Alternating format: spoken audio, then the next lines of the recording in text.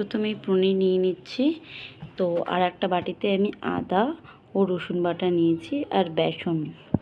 তো প্রথমে আগে পনিরটাকে ম্যারিনেট করব, দেন আমি বেসনটার মধ্যে, তো এরপরে আমি এর মধ্যে সব কিছু উপকরণগুলো আস্তে আস্তে দিয়ে দেবো। তো পনিরের মধ্যে আমি আদা রসুন বাটাটা দিয়ে দিয়েছি। এরপরে আমি যা যা জিনিসগুলো আমি দেবো এর মধ্যে ম্যারিনেশনের জন্য, তো সেইগুলো আমি এর মধ্যে দিয়ে দেবো। তারপরে হচ্ছে আমি ওটাকে ম্যারিনেট করে একটু রেখে দেবো, দেন আমি সেটা করবো। তো আমি প্রথমেই দিয়ে দিলাম গোলমরিচের গুঁড়ো দিলাম। এরপরে হচ্ছে আমি হলুদের গুঁড়ো দেবো। এরপরে দেব হচ্ছে লঙ্কার গুঁড়ো।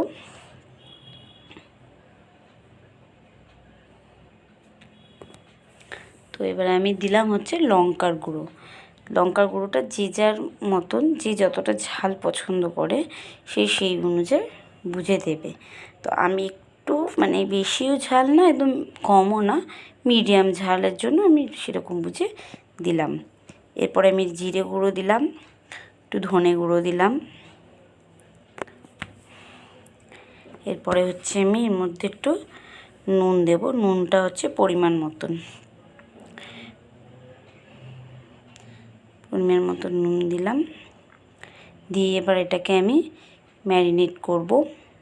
তো ভালো করে হালকা হাতে ম্যারিনেট করতে হবে, যেহেতু পনিরটা খুব সফট হয়। আর আমি একদম পাতলা পাতলা করে কেটেছি, খুব মোটা করে কাটিনি, কারণ আমার একটু পাতলা পাতলাই ভালো লাগে। তো আমি এই জন্য পাতলা পাতলা করেই পনিরটা কেটেছি।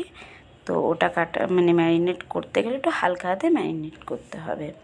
তো ম্যারিনেট করা হয়ে গেলে আমরা ওটাকে সাইডে রেখে তারপরে আমরা বেসনের যে ব্যাটারটা আছে সেটা আমরা রেডি করে নেব।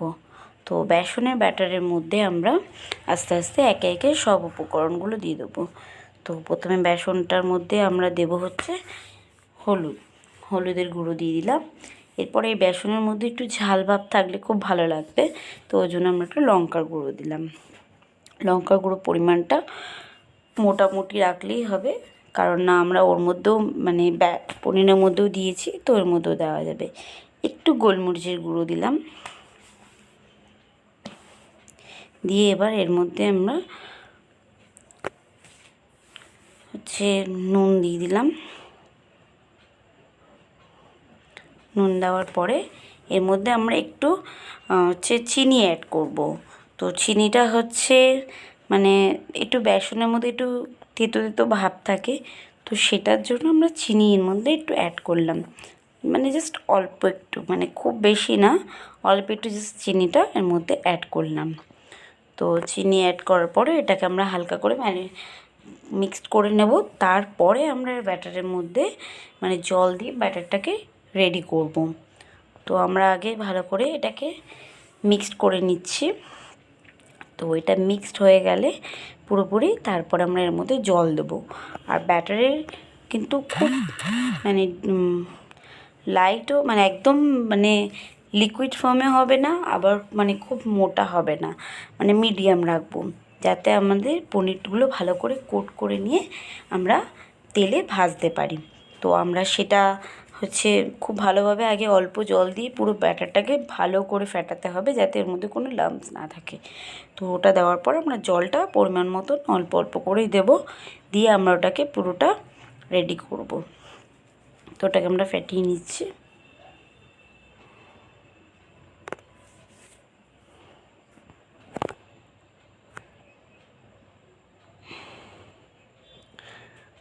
তো ওটাকে ভালো করে ফেটানো হয়ে গেলে, যখন দেখবো এটা পুরো রেডি হয়ে গেছে, তারপরে আমরা তেলটাকে আমি গরমে বসিয়ে দিয়েছি, তেলটা গরম হবে। এবার এটাকে ভালো করে ফেটিয়ে নিয়ে তারপরে আমরা পনিরটাকে ব্যাটারের মধ্যে কোট করে আমরা ফ্রাই করে নেব। তো আমরা ভালো করে আগে ব্যাটারটাকে রেডি করতে হবে, কারণ না এর মধ্যে কিন্তু কোনো আমি বেকিং পাউডার বা কিছু দিইনি যাতে এটা ফুলবে বা কিছু।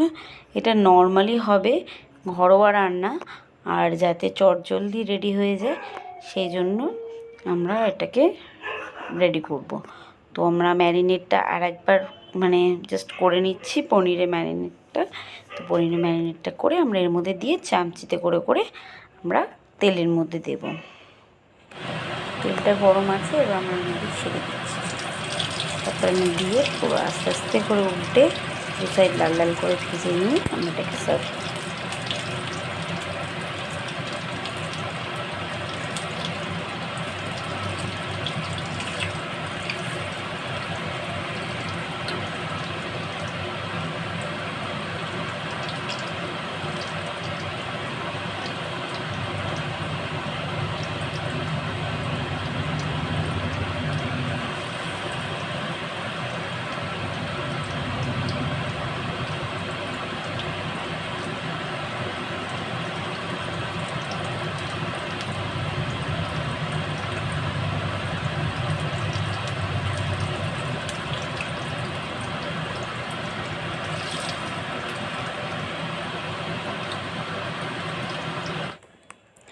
তো আমাদের পনিরটা পুরোপুরি অলমোস্ট রেডি হয়ে গেছে।